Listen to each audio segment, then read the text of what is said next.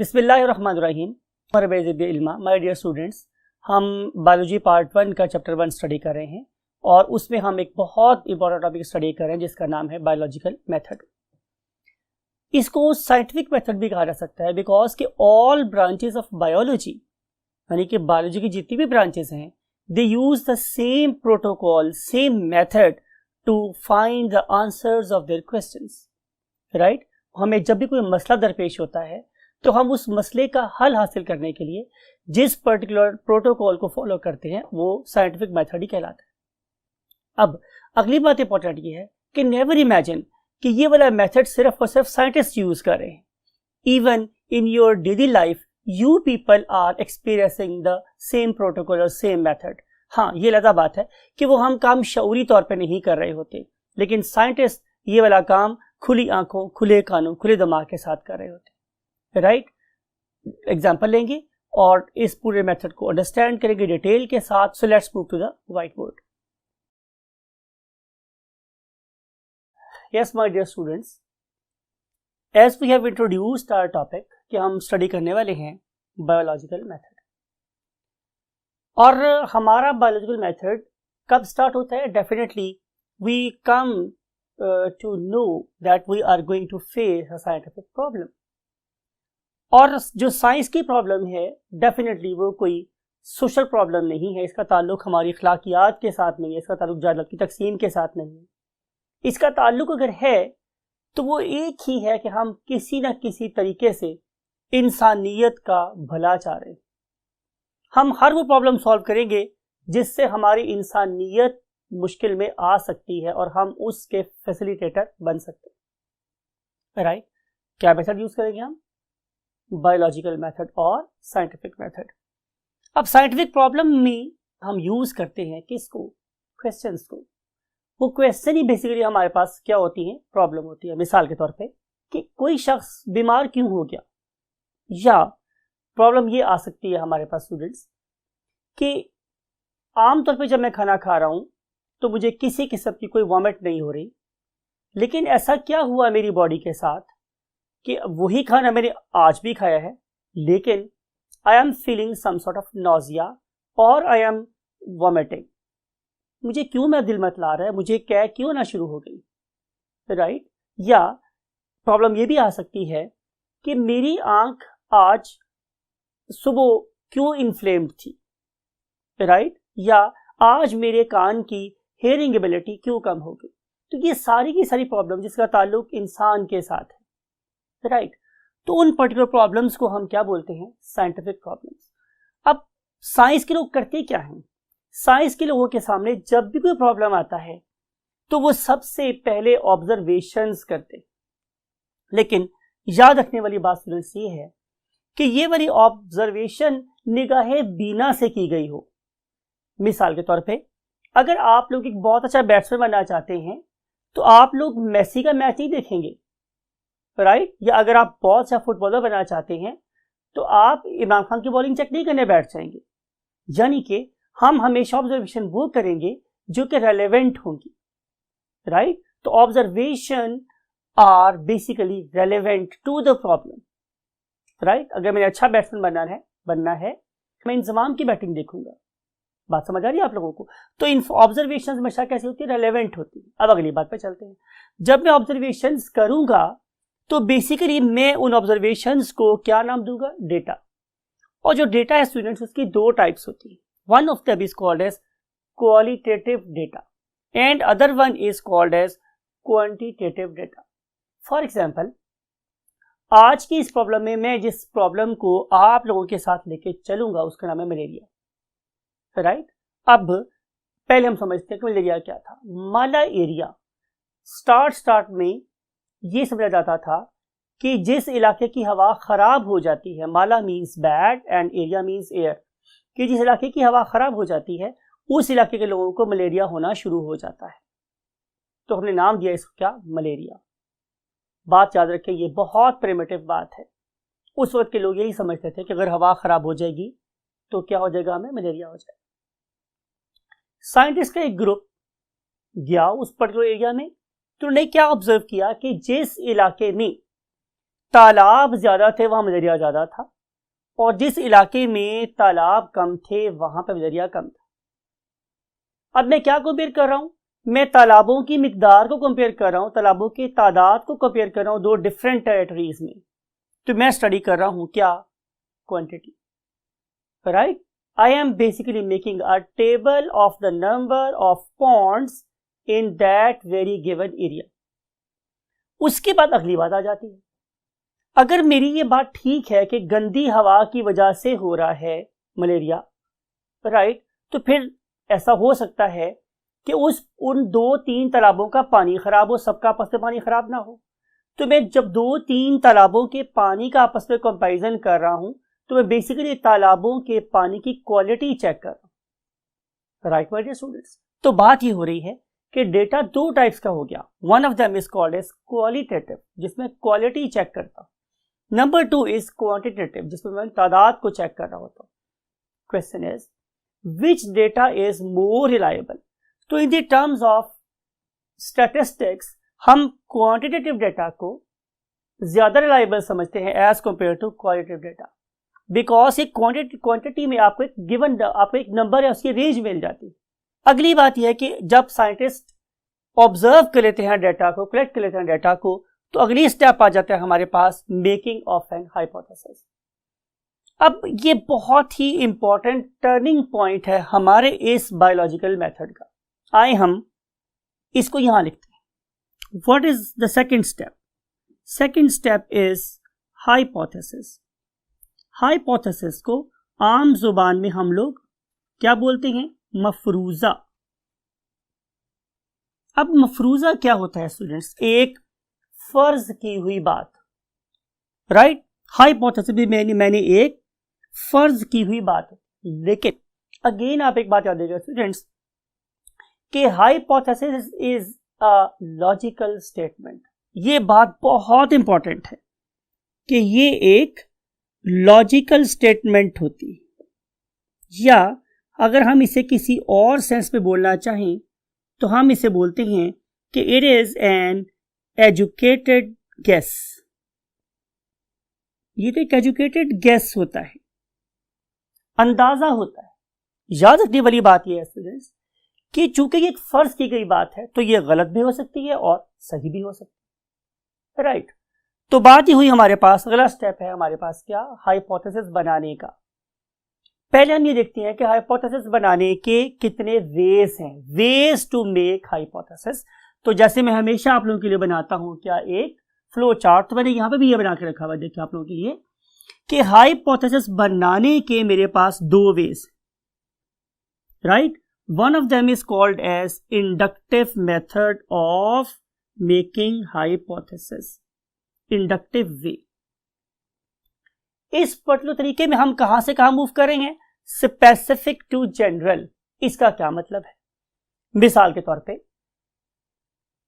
मैंने एक ऑर्गेनिज्म को देखा कि वो बीमार है। जब मैंने उसके खून के स्पेसिमेंस लिए और मैंने टेस्ट किया तो मुझे पता चला कि there is an abnormality in its blood. फिर मैंने एक और ऑर्गेनिज्म को स्टडी किया तो मैंने ये देखा कि yes, I am finding some sort of abnormal creatures in his blood. For example, मैंने एक पर्सन को देखा कि वो वॉमिट कर रहा है, तो मैंने उसके स्टमक में से सैंपल लिया and I found abnormal form of life in its, you can say gastric juice. तो मैं ये अपने 3 तरह के एक्सपीरियंस के बाद ये कह सकता हूं कि definitely there is some living form associated with the disease, यानी कि there is a pathogen that is associated with the disease. अब फॉर एग्जाम्पल मेरे पास 2-3 एक्सपीरियंसेस हो चुके हैं। अब मेरे पास एक और पेशेंट आता है जिसके सिम्टम उन पहले वाले तीनों पेशेंट से नहीं मिल रहे, लेकिन वो बीमार है। तो आई कैन गेस,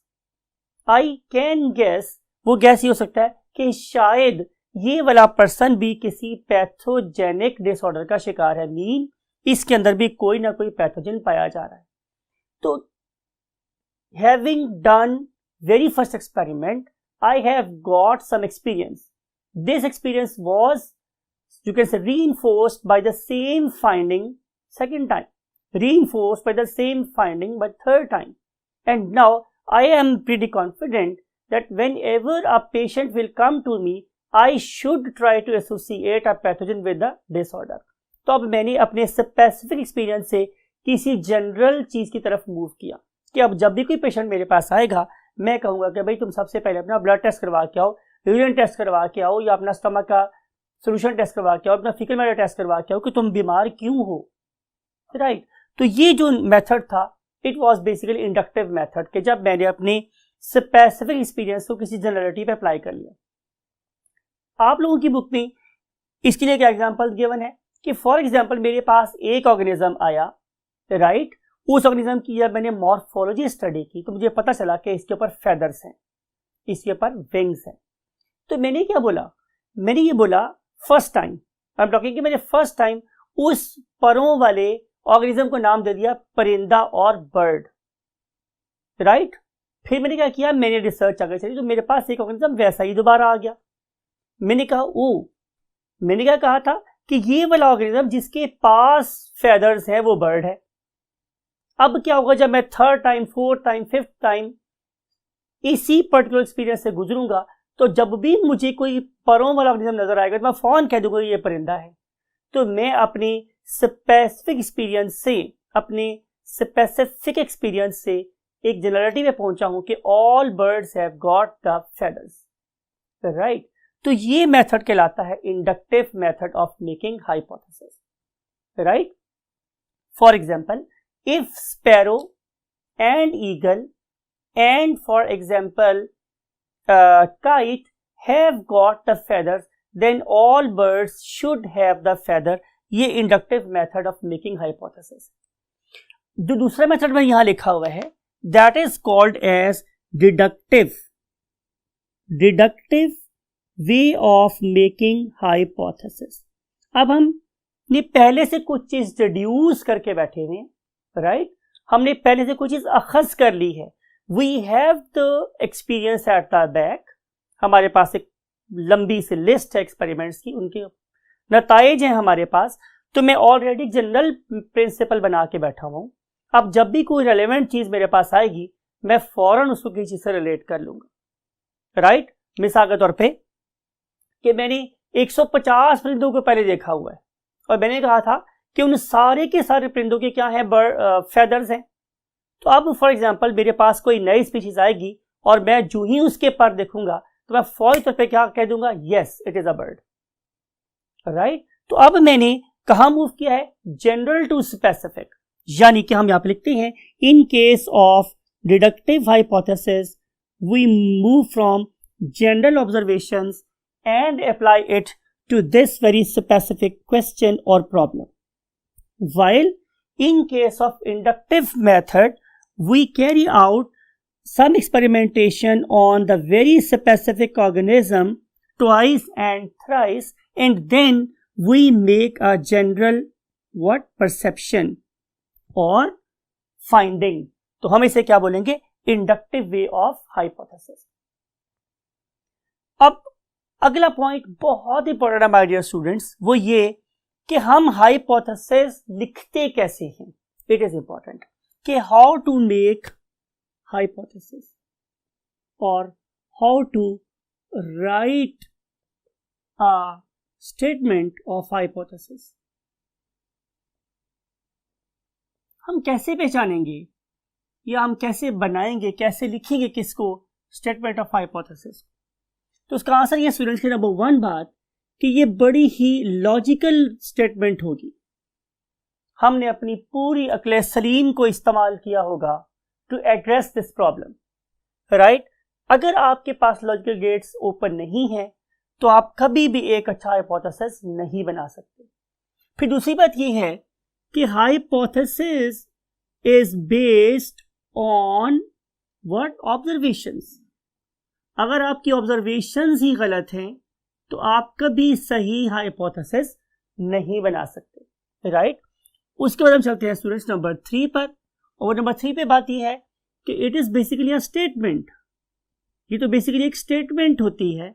सवाल ये है कि अगर ये स्टेटमेंट है तो फिर हमें इस काबिल होना चाहिए कि हम उस स्टेटमेंट को देखते ही ये बात पहचान लें कि ये हाइपोथेटिकल स्टेटमेंट होनी चाहिए, राइट। जैसे हमने पहले जिक्र किया है कि ये तो एक मफरूजा है, राइट। तो मफरूजा की स्टेटमेंट को हम कैसे पहचानेंगे?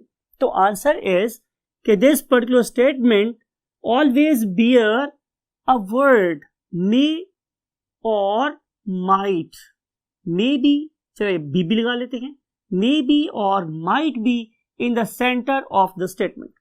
For example, Plasmodium may be the cause of malaria. Alright? Pathogen may be associated with the all diseases. Right? All birds may have feathers on their bodies. Right? तो जिस पर्टिकुलर स्टेटमेंट के अंदर may be या might be के अल्फाज पाए जाएंगे उस पर्टिकुलर स्टेटमेंट को हम लोग क्या बोलेंगे? Hypothesis, right. जब हम ये वाला काम करते हैं इसका मतलब ये है कि we are suspicious about something. इसकी मिसाल यूं है कि हम किसी केस में किसी ऑर्गेनिज्म को पहले मुल्जिम करार देते, मुल्जिम का मतलब है कि हम उस पर कोई इल्जाम लगा देते, उसे कल्प्रिट करार दे देते। फिर जब तक उसके ऊपर वो वाला केस साबित नहीं हो जाता वो मुल्जिम ही रहता है, राइट। लेकिन जब हम उस पर्टिकुलर केस को, उस पर्टिकुलर इल्जाम को साबित कर देते हैं तो फिर वो नेक्स्ट लेवल पे पहुंच जाता है। तो बात ये हुई थी कि इस पर्टिकुलर पॉइंट पे हम किसी चीज पे सिर्फ शक कर रहे हैं, right. And next stage is known as what? Making of deduction. So we are moving on point number 3। Third step मेरे पास ये है कि डिडक्शन बनानी। डिडक्शन के बारे में भी अगेन वही बात है कि number 1 it is again a logical statement. ये तो एक लॉजिकल स्टेटमेंट होती है, अकल से बनाई जाती है। वो अकल नहीं थे मौजा ही मौजा वाली बात यहां अप्लाई नहीं हो रही, right. We have to dispense our all mental faculties to make a deduction, right. And then number 2 बात माय डियर स्टूडेंट्स ये है कि it is based on hypothesis. ये हाइपोथेसिस पे बेस कर रही है।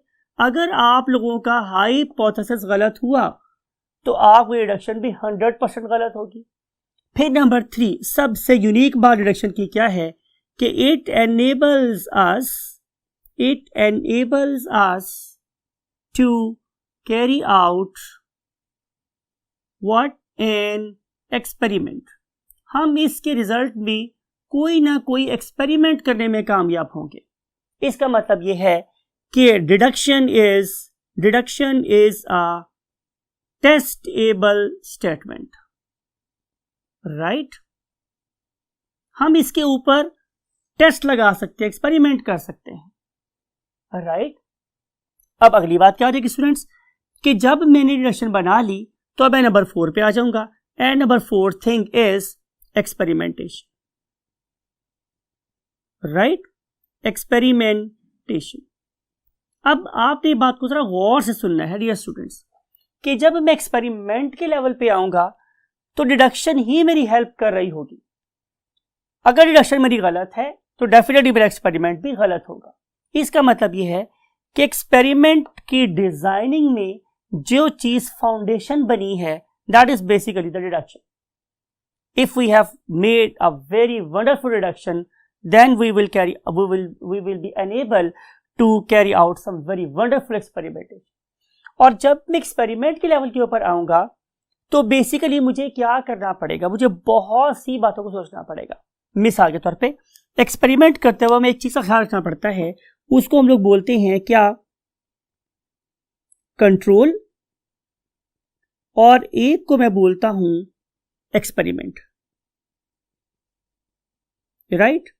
फॉर एग्जाम्पल कि अगर मैं मलेरिया के ऊपर ही काम कर रहा हूं और मैंने स्टेटमेंट यहां पे दी थी कि Plasmodium may be the cause of malaria, तो मैं डिडक्शन को मैंने क्या बताया था आप लोगों को कि डिडक्शन को मैं टेस्टेबल हाइपोथेसिस कैसे बना सकता हूं? Definitely with a statement. वो स्टेटमेंट क्या? वो यहां लिख रहा हूं। नंबर 1 स्टेटमेंट क्या स्टूडेंट कि if Plasmodium is the cause of malaria is the cause of malaria, so then it should be present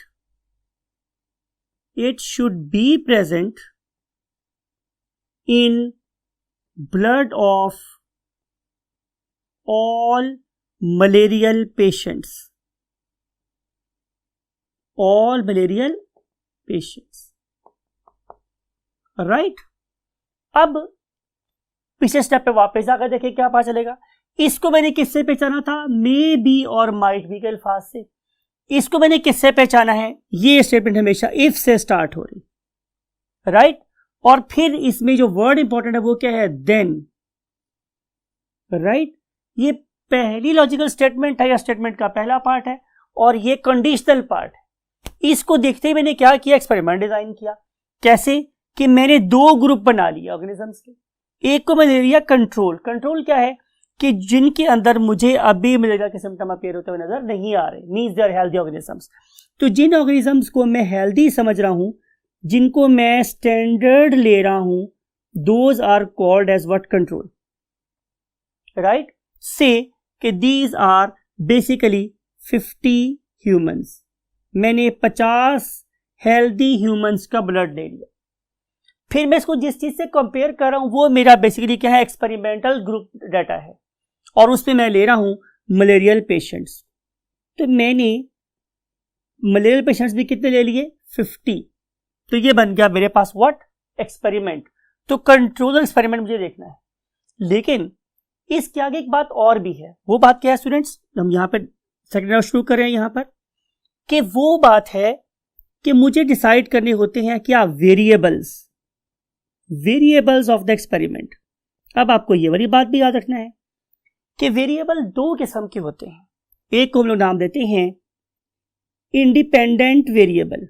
independent variable एक ऐसा वेरिएबल जिसके ऊपर दूसरा वेरिएबल डिपेंड कर रहा हो, इंडिपेंडेंट वेरिएबल कहलाता है।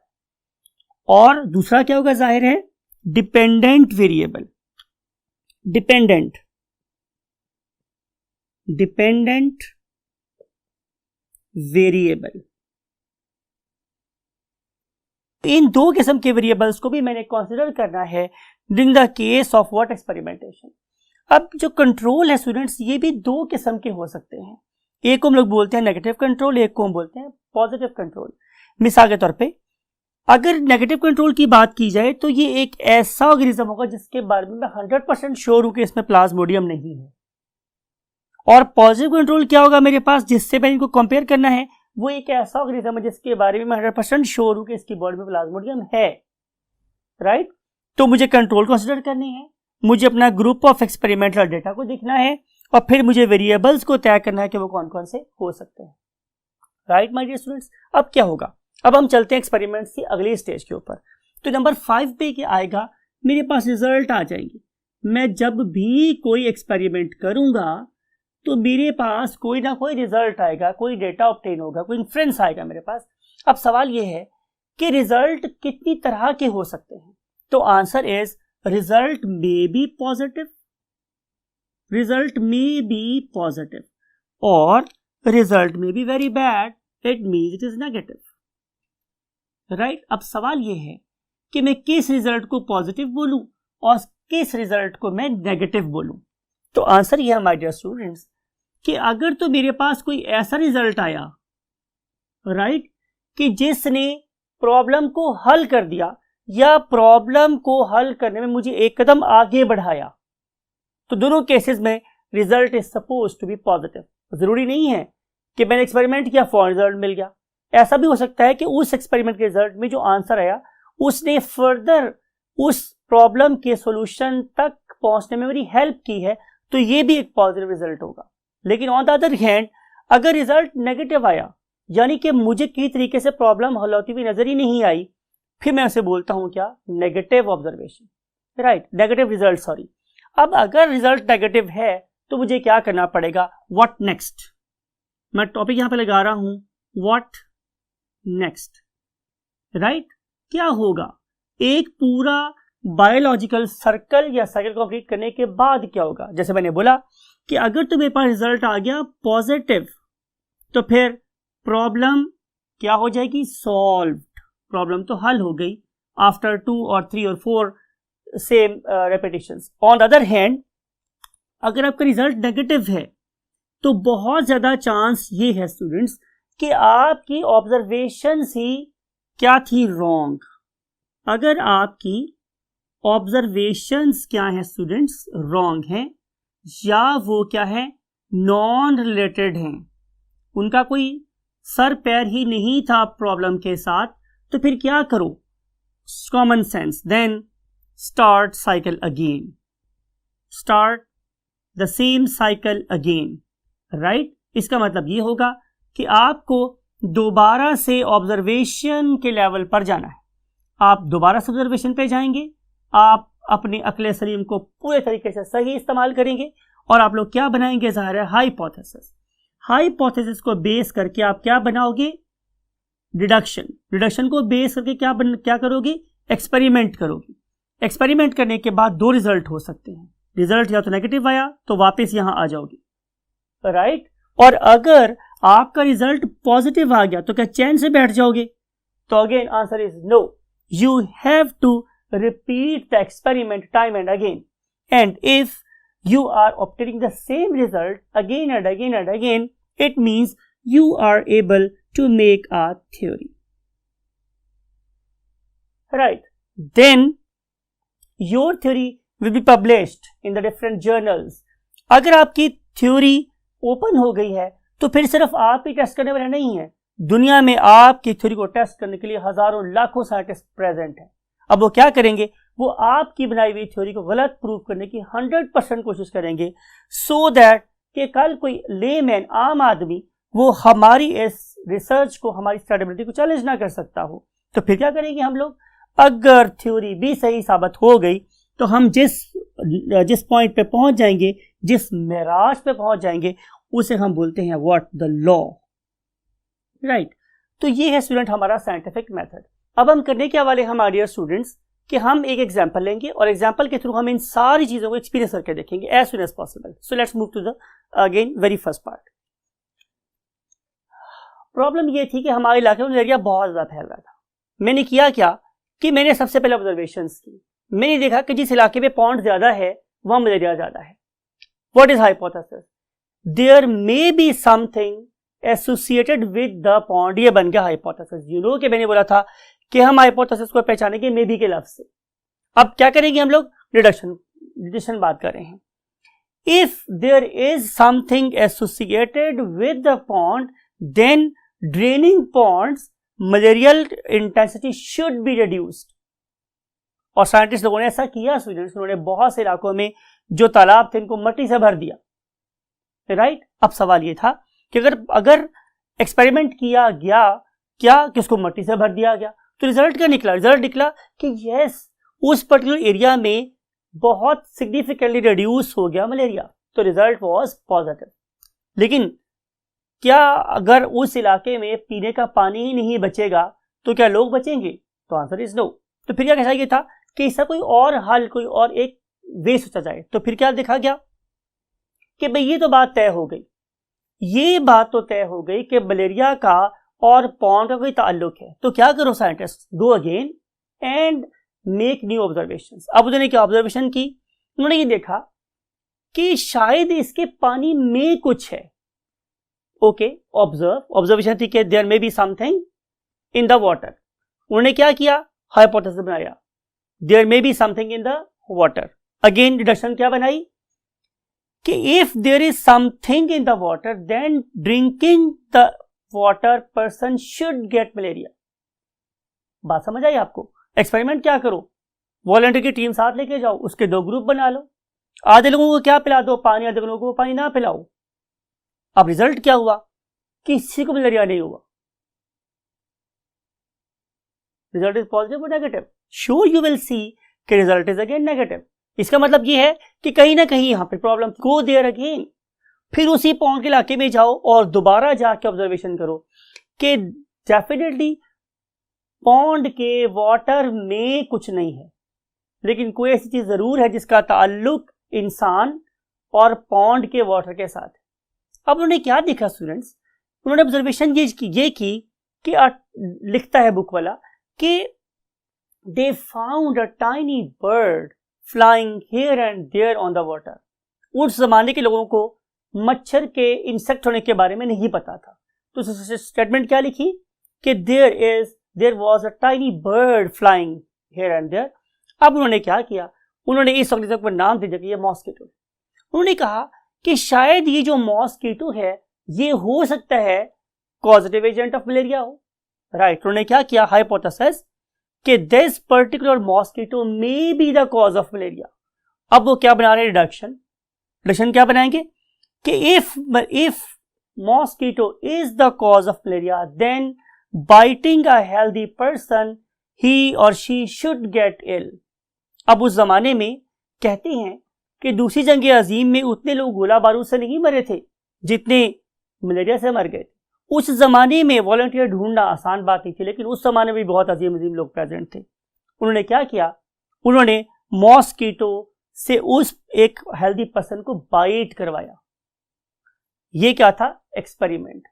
अब उन्होंने किया क्या कि उन्होंने 25 लोगों को बाइट करवाया मॉस्किटो से और 25 लोगों को मॉस्किटो से बाइट नहीं करवाया। इसका क्या मतलब है, इसकी मदद से मैंने एक्सपेरिमेंट को डिजाइन कर लिया। राइट, डिजाइन करने के बाद रिजल्ट निकला कि जिन लोगों को हम लोगों ने मॉस्किटो से बाइट करवाया था उनमें से अक्सरियत क्या हो गई, बीमार हो गई, और जो बाकी लोग थे जो नॉर्मल थे उनमें से अक्सरियत बीमार नहीं हुई। तो इसका मतलब ये हुआ कि एक साइंटिस्ट बार बार एक प्रोसेस से गुजरते हैं, उस प्रोसेस को क्या बोलते हैं, बायोलॉजिकल मेथड। और उसमें काम यही होता है कि हम बार बार ऑब्जर्वेशंस करते हैं, बार बार हाइपोथेसिस बनाते हैं, इंडक्टिव वे से डिडक्टिव वे से, फिर एक रिडक्शन बनाते हैं। रिडक्शन हमेशा हेल्प करती है उनको एक्सपेरिमेंट डिजाइन करने में, वो एक्सपेरिमेंट डिजाइन करते हैं। एक्सपेरिमेंट डिजाइन करते हुए वो कंट्रोल और एक्सपेरिमेंट और वेरिएबल्स को जरूर माइंड में रखते हैं और उसके बाद कोई रिजल्ट निकालते हैं। रिजल्ट पॉजिटिव हो गया तो वही बात है, थ्योरी लॉ बन गया, और अगर नेगेटिव निकला तो फिर दोबारा हम इसी कोल्लू के गिर्द घूमते रहते हैं।